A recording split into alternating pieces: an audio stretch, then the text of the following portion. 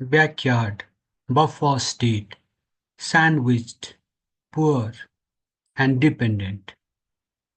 These are some of the words that a Nepali often comes across while consuming Nepal-related contents coming from the neighborly media down south. For several wongs and a significant section that seems to be getting increasingly hawkish with the ascendance of their country as the fourth mightiest military power with a power index of 0.1023 and the fifth largest economy with a GDP of $3.89 trillion. Smaller neighbors, Nepal in particular, are their quote-unquote backyard, a buffer state sandwiched between their country and China, poor and so dependent that they cannot make do on their own. All these neighbors need, therefore, is annexing. So goes the toxic and jingoistic narrative. Chest-thumping print, electronic and online media have only added pitch to this already shrill narrative, even as a formidable center struggles to prevent the descent of certain regions of that vast country into chaos, while trying to deliver tangible results to around a whopping 1.4 billion people, including to around 26 crore million, including to around 26 crore people living below the poverty line. This does not mean that the world's most populous country has not achieved miracles of sorts in recent decades, despite a formidable poverty. It has and a massive reduction in multidimensional poverty is a shining example of this feat. According to the Multidimensional Poverty Index, that is MPI, published annually by the United Nations Development Programme and the Oxford Poverty and Human Development Initiative, some 415 million Indians escaped poverty between 2005-6 and 2019-21, as the incidence of MPI fell from 51% to 16.4%. A feat in itself, isn't it? And here is our state unable to provide even for around 2.96 crore people, contributing significantly to a massive muscle and brain drain from the country to sweatshops and promised lands around the world. Our economy worth $40.91 billion in 2023 and representing a paltry 0.04% of the global economy has not been in the pink of health for decades. Data speak for themselves. For trading economics, the GDP annual growth rate in Nepal averaged a measly 4.34% from 1993 until 2023, reaching an all-time high of 9% in 2016 and a record low of minus 2.4% in 2019. Also, an MPI value of 42.5% does not paint a very rosy picture in terms of poverty alleviation. In this context, whose penury has the Poverty Alleviation Fund? among other state organs, been trying to alleviate over the decades is an open question with obvious answers. Let's, uh, let's compare our situation with India's. From 2006 till 2023, India's average GDP growth averaged 6.15%, with a high of 8.7% in 2022 and a low of minus 6.6% in 2021. The GDP growth rate from 2004 to 2014 averaged 6.7%. So that was 7.46% from 2009 till 2014 and 8.1% from 2004 to 2009, giving continuity to an average growth trajectory of 6 to 7%. This after the then government, the Manmohan Singh government, perhaps undertook broad economic liberalization measures following a balance of payments crisis in that country in 1991. What's more, there's a huge imbalance in our trade with the world's fifth largest economy, with the export of unskilled human resources constituting a significant chunk of the export volume. Does our extremely competent government have any idea regarding the number of Nepali citizens working in India? By the way, Bijay Joly, a leader of the ruling Bharatiya Janata Party, during a face-to-face at the Reporters Club on December 5, put the number of Nepali citizens working in India at a whopping 50 lakh. Hope I have understood his Hindi correctly. Do these figures tally with government data on Nepali workers sweating out in India? That's an open question to our authorities, our government authorities. By the way, if you have not subscribed to this channel, I request you to subscribe to it, comment on our presentation and press that like button. We are trying to promote citizen journalism, and every subscription counts, every comment counts, every voice counts. So let's continue with this presentation. And what about the number of Indian people working in Nepal, in formal and informal sectors? Back to bilateral trade and commerce.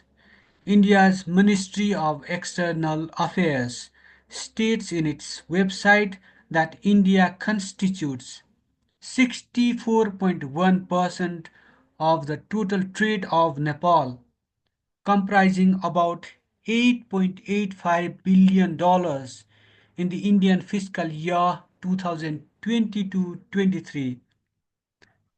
The Embassy of Nepal in India states in its website with considerable pride, perhaps, that India is Nepal's largest trade partner.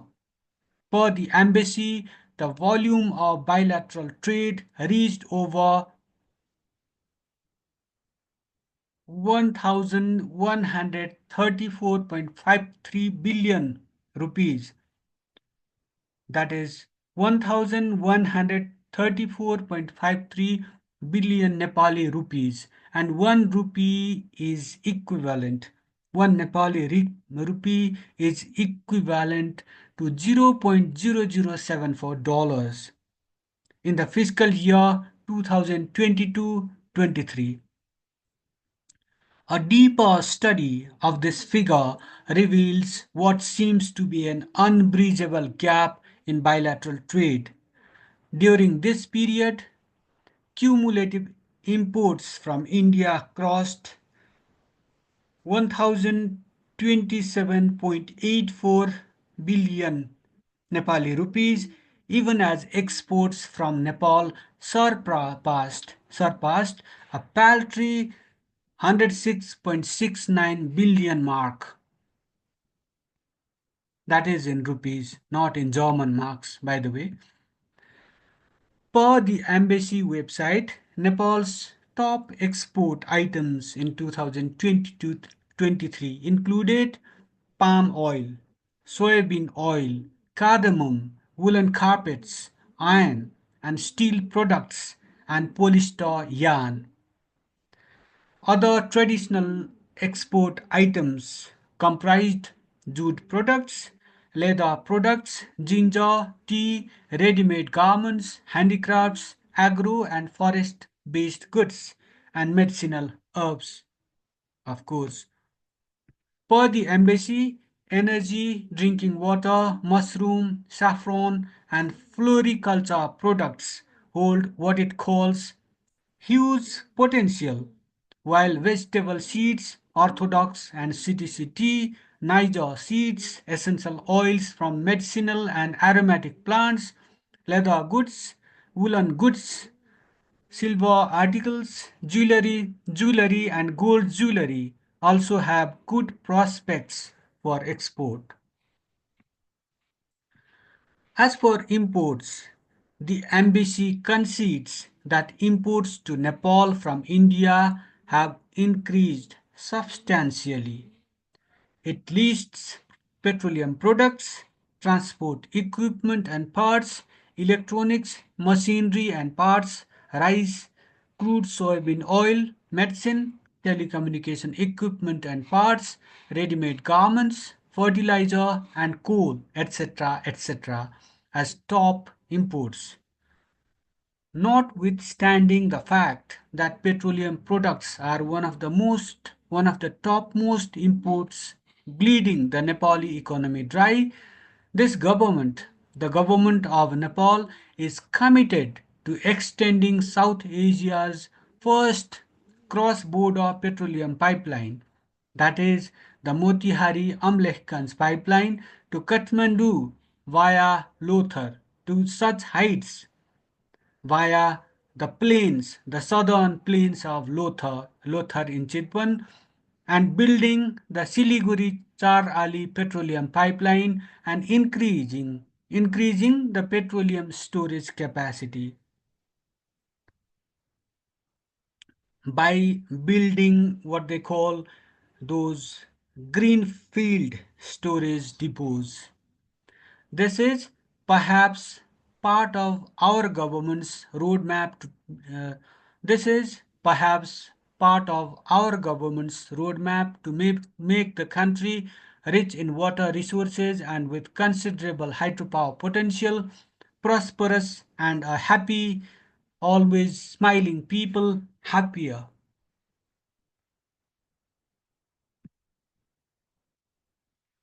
Leaving these grand projects, leaving the grand project aside, the embassy does not list what is perhaps the most worrisome import: the unchecked inflow of people, including migrant workers from across the border and the restive neighborhood. Thanks to an open border with the world's most populous country for obvious reasons.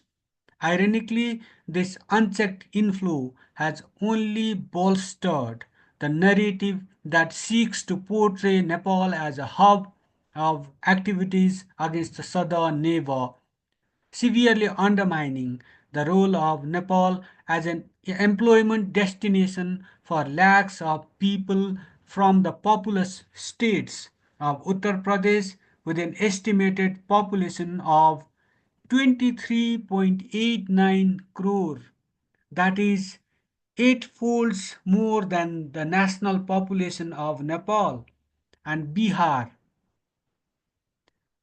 around 12.9 crore among others.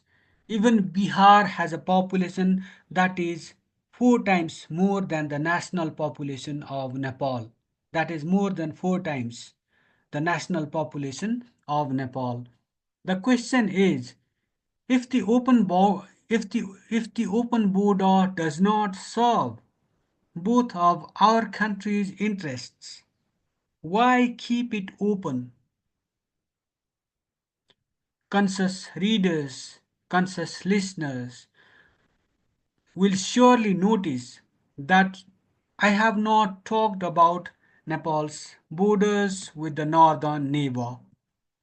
This is because movement of people through the Nepal-China border is minimal given the Himalayan wall that stands between the two countries. But the movement of peoples and goods through the border is likely to surge. Why? It is likely to surge if certain connectivity projects see the light of the day. While increased connectivity tends to increase trade and commerce, it also increases security risks, threats, especially if an instability and corruption plagued polity is at the helm in a country. I believe that Nepal's extremely competent political and bureaucratic leadership is well aware of this fact. Surprisingly, while reiterating its commitment to One China policy during the Prime Ministerial visit to the northern neighbor and doing every bit to allay the northern neighbor's concerns, our government leadership did not raise the long pending Tibetan refugee issue and its impact on Nepal. Summing up, in the eyes of the world's most populous and second most populous nations, we may be the backyard and front yard, but first and foremost, this is quite important. First and foremost, we are an independent and fully sovereign country, and all countries are equal in terms of sovereignty. That is what the United Nations Charter states. That is what international laws point out. The good old Robert Frost writes, I'm quoting only a part of that poem. Good fences make good neighbors. As we open up to the possibilities of trade and commerce with two of the global economic powerhouses, we should move with extreme caution by taking into account our institutional capacity to draw benefits from the giants by fortifying physical and virtual walls for safeguarding our core interests. With this, I wrap up this edition of Soft Talk. Thank you for watching. Thank you for listening.